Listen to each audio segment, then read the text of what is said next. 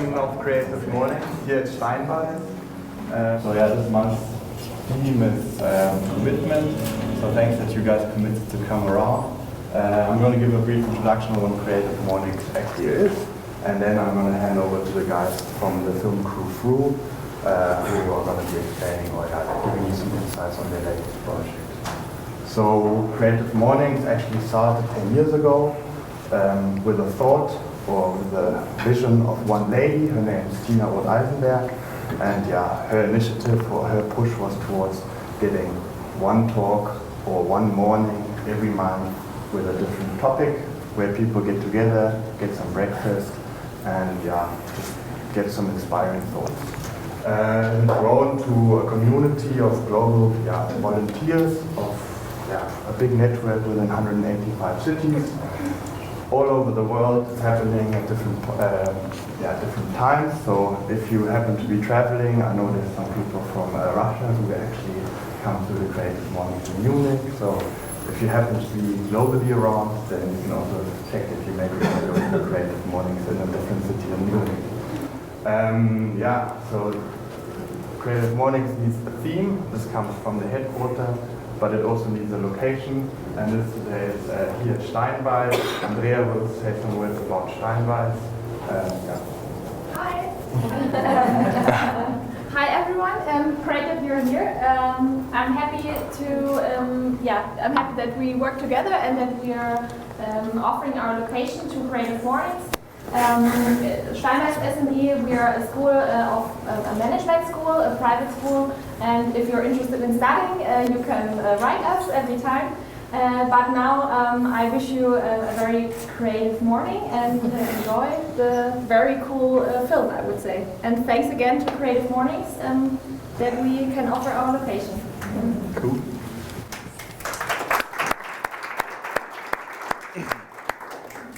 Beyond that, there's obviously a team. Special thanks to the guys with operating the cameras. There's actually 3 parties involved here: Spinning Wheel Productions and One Wave Studio, who take care of the filmmaking, and Nicola Riva, who is doing photography. So if you guys are in need of doing any, wedding shoots or something like that, feel free to reach out to the guys with the cameras. And beyond that, in total, there's 10 guys, 10 guys and girls. We are the guys running around with tags, so I'm not going to introduce every single one of us, but if you want to speak to us, or if you want to help us, join the team, have a speaker, a location in mind, then just reach out to us.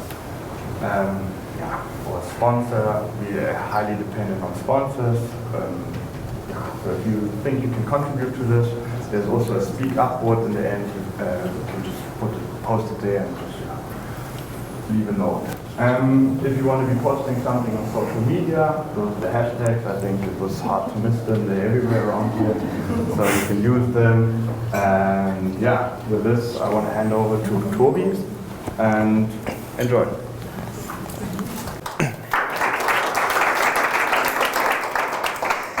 Hello, good morning, everyone. I'm gonna tell you a story today, the story of a movie. And unfortunately, we're not gonna watch the movie, but I have some cool videos with me. So, first of all, I'd like to introduce myself. As I said, I'm Toby. I do have a startup company here in Munich. It's called Film Crew, or Film Crew Media GmbH. And this startup, it does, on the one hand, it does commercials like spots or image films or stuff like that, and then on the other hand, we do our own projects, which would be fictional movies or documentaries. And I want to talk about one of that projects today, not any project, but our biggest project so far. It is called Robin, and it is a feature film that we shot in Germany and South Africa last year. And the special thing about Robin is that it's not just a movie, it's somehow more than a movie. We call it a social impact movie. And this social impact movie, what does that mean? For us, a movie is a medium that is very, very powerful. Every one of us watches movies every day on the social media, daily basis. So movies do change our behavior or the way we think or feel about certain topics. So that is an incredible potential there. And with Robin, we tried to use that potential to actually create a social impact, to put the movie in front of a cause. And I'll explain later what that means that comes with the Watch for Wishes campaign. So the story of the movie started 4 years ago when I was in South Africa. I did an internship there during my studies. I studied audiovisual media, and I was working at a film rental company. So I kind of was able to have a look at the film industry in South Africa, which is very big actually for commercials and movies, because everything's still very cheap there and the light is good, the weather is good, so a lot of movie people come there. And I was living there for half a year and I kind of fell in love with the country, and I thought back then in 2014, okay, I'm gonna come back here and shoot a movie myself. And so that's when I traveled around the country and I came up with a story for the film that actually is out right now. So that was 4 years ago. And in total, there were like, during the course of the project, there were like over 500 people involved. So if you count the credits, it's like a lot of people involved. So in front of the camera, basically over 300 people, mainly because there is also like a crowd scene where there was 200, but also that, I mean, it's just to show you that it's not just one dude making the movie. 2 others of the film crew are here, by the way. But there's a lot of sponsors, a lot of helping hands, and just a lot of people have put their energy into this. And we kind of realized that whole project. I don't know if you're into the movie business, but like the average German cinema film costs about $3.5 million, and through that, people putting their work into this cause-based entertainment, into that social cause, we were able to do this whole thing for 100,000 euros, which is, in the film universe, it's incredibly cheap.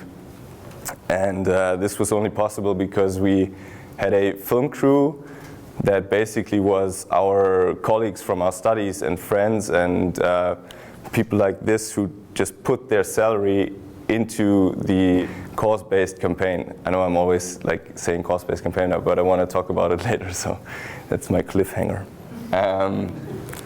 So we were very young.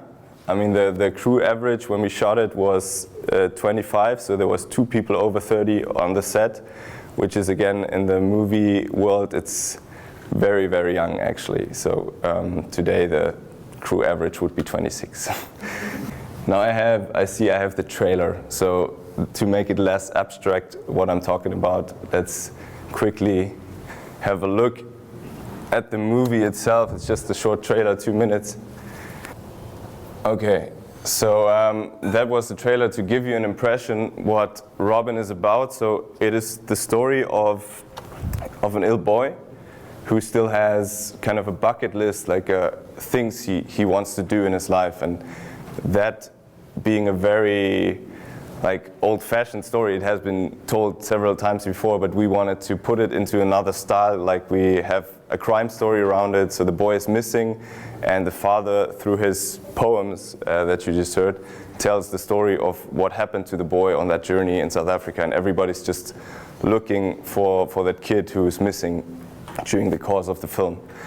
And what made me or us come up with this topic is that when I was in South Africa 4 years ago, I worked on the film sets, but on the weekends I volunteered at a children's home that's called St. Joseph's. So it's like a home for HIV infected children. And when I worked with them, I experienced that those kids are they're just normal, happy kids. You don't notice that they're ill. With some you do, but with most you don't. They would just want to play soccer and football and whatever. And so we came up with that character of a boy who is just a normal kid basically, but unfortunately he doesn't have that much time. And that topic involved us so much emotionally that we decided to actually use the movie to create an impact in that field. And that is when we came up with the Watch for Wishes campaign. And in this campaign, we were looking for partners, sponsors, that would donate. So we decided to not just put the film regularly in the cinema, but to put it online, put it out there for free to be able to spread our message to a broader audience. Because in Germany, when you do an independent feature film and nobody knows your name, you're going to have like, I don't know, 5,000 viewers or something.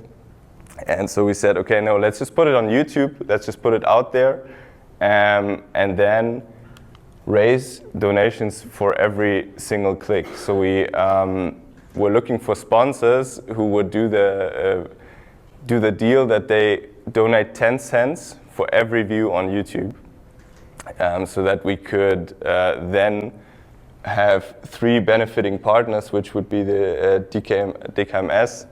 They do leukemia, blood cancer. They fight it not just with children, but the other 2 organizations deal with children that might not have the chances in life that a normal person here in Germany has. And they are internationally set up, so they do have projects also in Africa. And we kind of advised them to maybe use the money for those projects. So that was basically the idea to, kind of to make more than a movie out of Robin, and again, this only we speak of the concept of a social lever.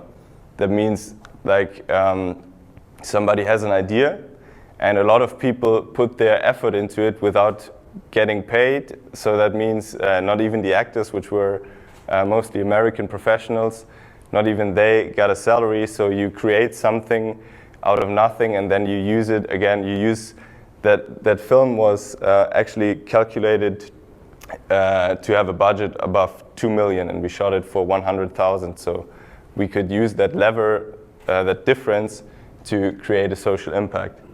And maybe to tell you the story even better than I could, we have cut together a short making of that covers the story behind the story, and it also has some impressions of the South Africa shoot, and just can tell you the adventure we went on a lot better than I could do right now with words, because it also has cool images and music. So that's something I want to show you, and you can lean back, it's about 15 minutes. So please, and you got a quick expression, not so quick, but you got an impression of what our movie was about. And of course this video was actually a teaser for the Watch for Wishes campaign, so it should make people curious what this movie is about. And then we released it on the 21st of April on YouTube, and the campaign ran for 1 month. So it actually is over since Tuesday. And during that period, we tried everything to get people to click on that link to actually watch that movie, and we tried it. We approached influencers, of course, like Instagram dudes or YouTube kids who would spread it. We had press coverage, actually not that little. We had a promotion tour, like we traveled all around Germany and went to back to South Africa, to the US, to London, to have screenings there and just tell people about it and tell everyone, hey, can you post this on your social media? And all this effort made us end up with 260,000 views. So that equals 26,000 euros of donations. And that amount of money, actually for me, it's the first time to talk about this campaign after the campaign happened, actually. So being very fresh, the amount of money isn't that much, at least in the film universe. It's like pocket money. But from the charities on the other side, we got the feedback that each of them gets 9,000 euros. That's a lot for them, actually. So that's kind of a two-sided coin. The cool thing is we got very, very positive feedback on the movie itself. So the movie, we were told it looks like an international movie actually, which is good because I don't like German movies. So that's pretty cool. And also on the campaign, of course, people actually find it very, very interesting if you don't just think about box office, but if you also, because a lot of other industries turn towards more sustainability, responsible economics, and in film, in the entertainment industry, there is barely such a trend. So people think it's very cool to have like a pioneer project, a pilot that shows that this can be possible. And even though it's just 260,000 views, which is still, if you think about 260,000 viewers for a German independent movie, that's a lot actually. But this, if you, we try to like create a case out of this, and try to, I'm gonna talk about that. So what, for us, again, it's cool, we expanded our network very, very wide. We got to know a lot of different people. My brother just came back from Cannes, and we do have offerings from managements if you want representation, and we do have offerings for other feature film projects and from other companies. That's what's very cool for us, apart from the donations. And then, of course, there is some learnings out of this, because as we said in the documentary, this has not been done before, so nobody knew what this would be like. And there was just one project from Leonardo DiCaprio, I don't know if you've seen it, Before the Flood. It was like a few years ago, and he decided to put his documentary on YouTube just for free for 10 days. And he had like 30 million views, but it's Leonardo DiCaprio. So we figured, okay, maybe YouTube would be the most suitable platform, because people are just used to watching content on YouTube. But we got a lot of responses that people are not used to watching 75 minutes of film. So maybe the platform would have been better to just put it on Netflix, because everybody has a Netflix account anyway, and do the same deal with them. And again, and also the duration of the campaign, because if you can look it up, like all the YouTube analytics and our curve, I have to imagine our curve of viewers goes like this. So it's like in the beginning, it's very, very, very high. So the best point to have cut this campaign would have been after 1 week. So if we're going to do this again, we're going to focus more on the build-up, actually, on the build-up on social media, and say, hey, this is the release date, this is the release date, and have everybody watch in the first week, and then finish it. That would have been better seen from today. And also, it's very hard to create. Everybody talks about, I don't know who of you is from a marketing agency or something, but everybody talks about viral marketing. We're gonna do a viral spot and stuff like that. It's not easy to get things actually viral, because we had a lot of VIPs, a lot of influencers share this, and also at the same time, I don't know, even if actors or football players with millions of followers who shared this, you could barely see a peak in the actual video. So it's very hard to get a viral snowball, to have people share it without you pushing them to share it. That barely happened. So that's again, we're going to focus more on the build-up. And also here, everything comes down to your network. Everything comes down to the people you know. But as I said, that we expanded our network very, very much with this project. So the next one, because we want to continue making social impact movies. That's our thing now. No, not now actually. That's like the foundation of the film. And the last point I wrote on there is very cheesy, but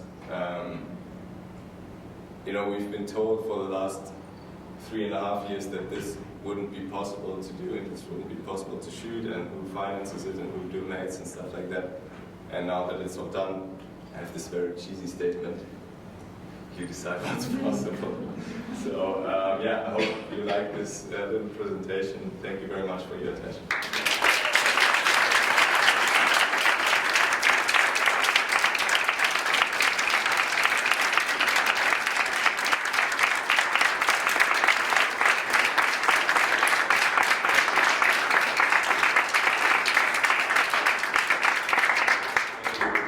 So a lot of people, because now we have some Q&A, and maybe one of your questions is what's up next with the movie, because that's the question that always comes in the recent days.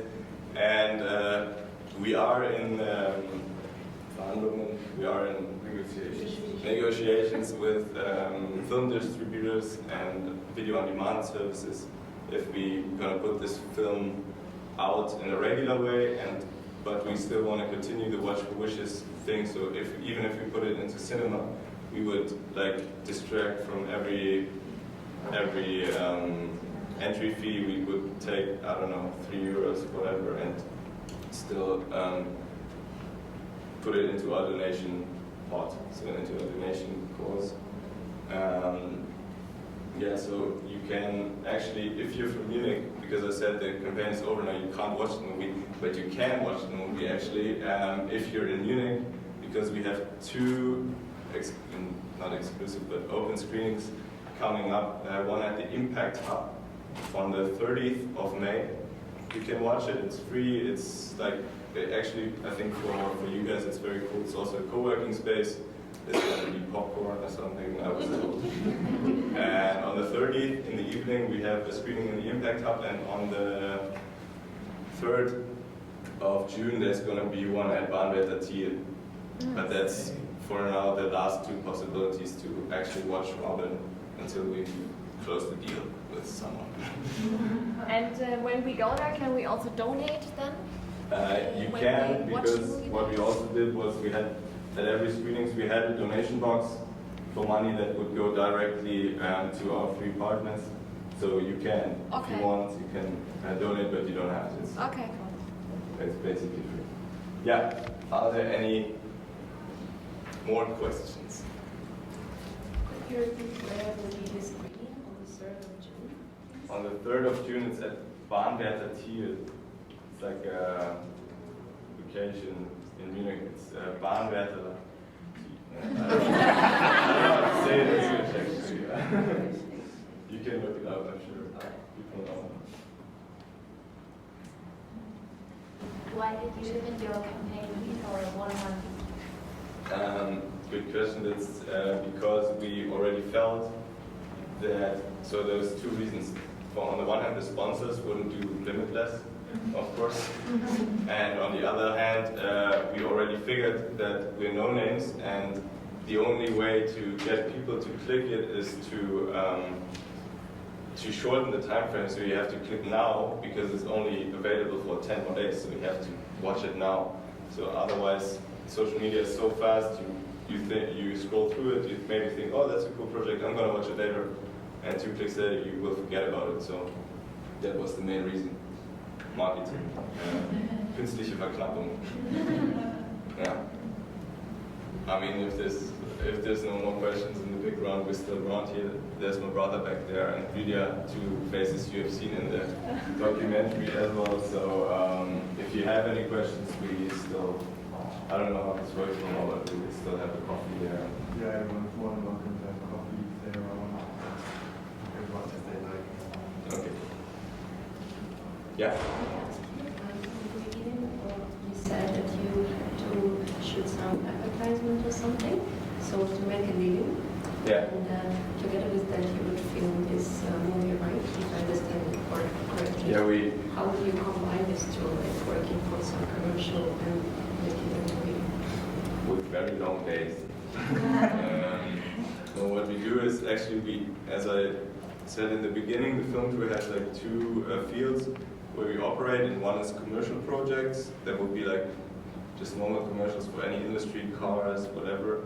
And what we earned in these commercials in the last 2 years, we put into the the production budget for Robin, actually. So the 100,000 is a few sponsors, but most of it is just funded by ourselves.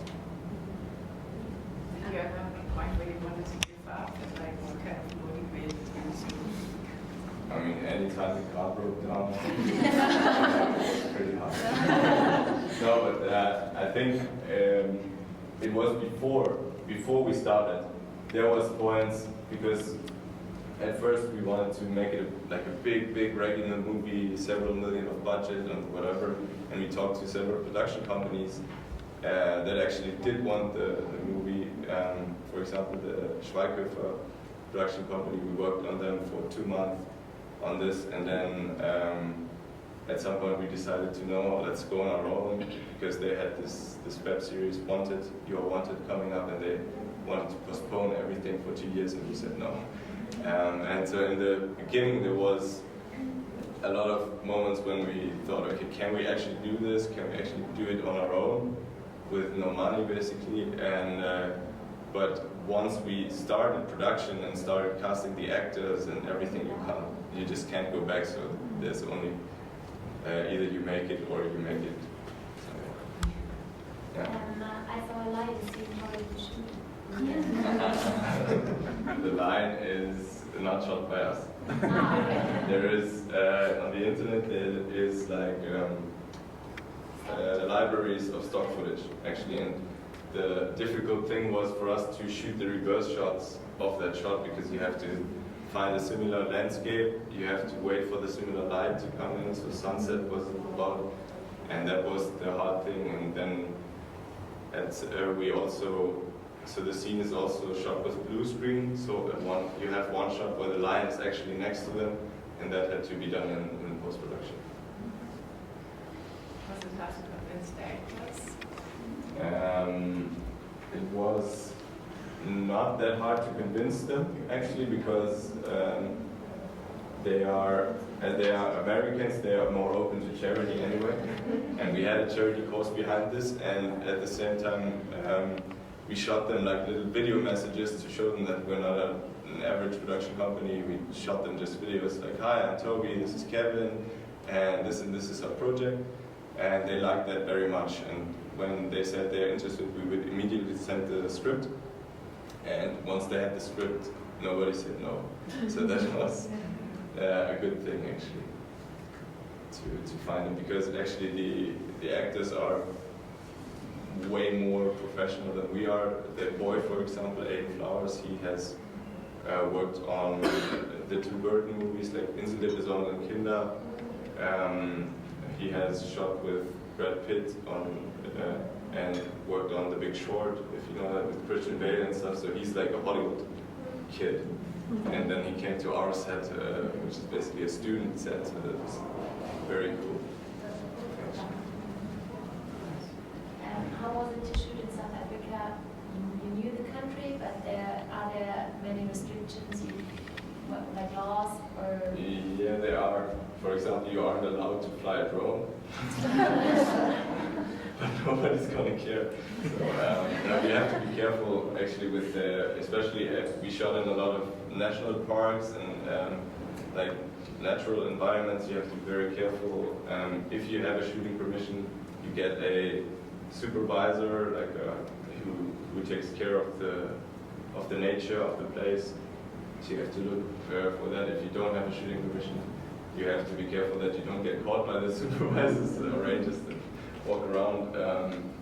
And at the same time, there was like risky locations like the township scene, because it was a rather safe township. It's called Langa,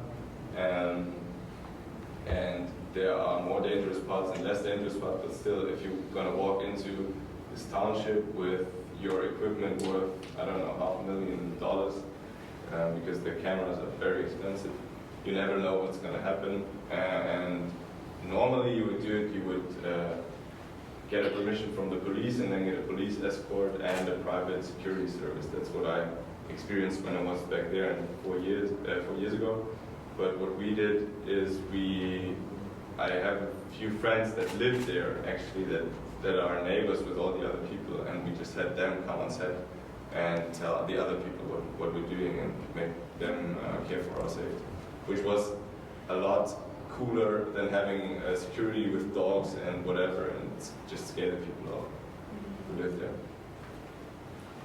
Did you have a bright budget or something? Not a bright budget, no. We didn't have, but we gave, of course, we gave, for example, in the township scene, we gave the people in whose backyard we shot, we gave them a bit of money, because if you would go to Germany and shoot in someone's garden, you would also pay them some money.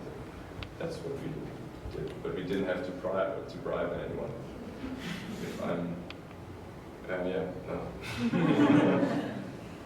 But there was a scene in so the film, to spoiler a bit, the film starts with like a bank robbery scene, and for that scene we had to have a lot. Obviously, he walks out with a bag full of cash, and so we had to somehow get a lot of money, and we just printed it, and it looked very, very realistic, actually. And then we had a lot of extras coming from the township, because it was in the film, it's like a township bank, and there's a lot of visitors who then react to the guy with a gun. And those people, we had like a huge stack of this fake money, and at the end of the day we would have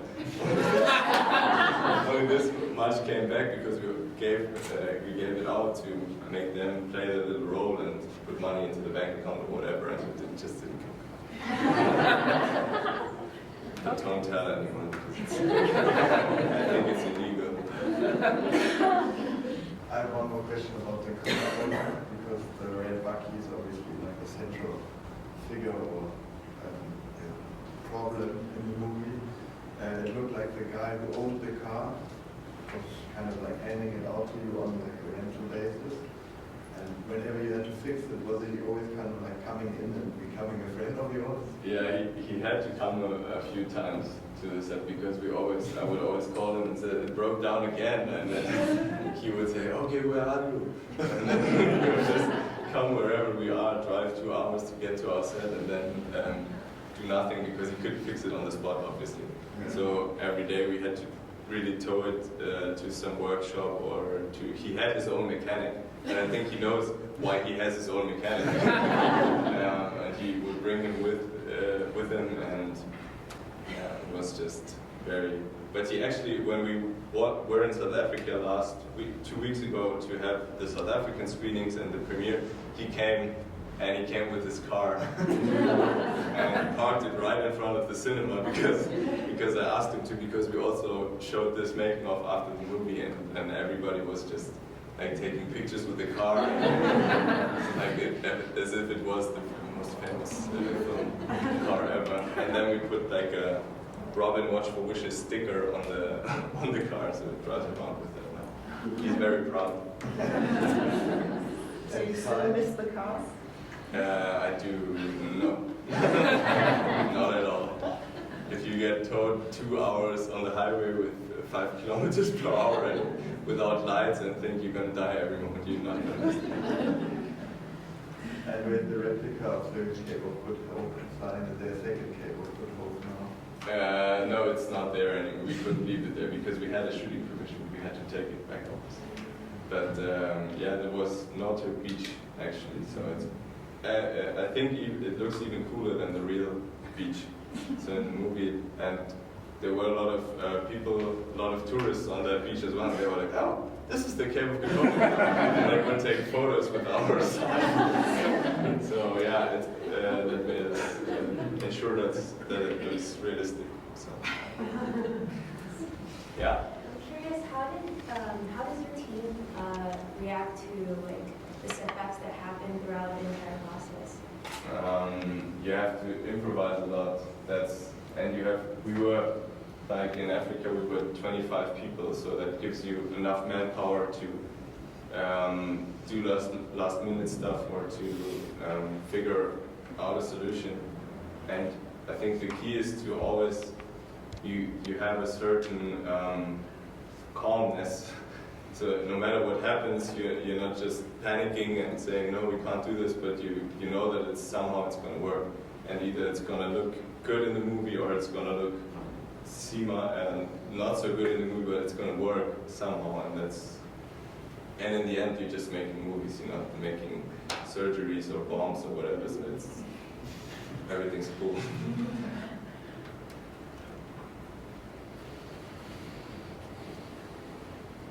Yeah? How long did actually recording itself last? Like, how long did you stay in Africa? We were 1 month in Africa and 1 month in Germany. So the movie plays half in Germany, half in South Africa, and 2 months the shooting take. And then we had some reshoot in the studio, but basically 33 days of shooting, which is about average for a movie. How many days the actors have been around? Depends. Some like the main actor who plays the father has been around for the whole 2 months. The boy Aiden has been around for the last days in Germany and then the whole time in South Africa. And yeah, so some had to be there the whole time because we couldn't schedule it better, and some would only have needed a few days as guest roles or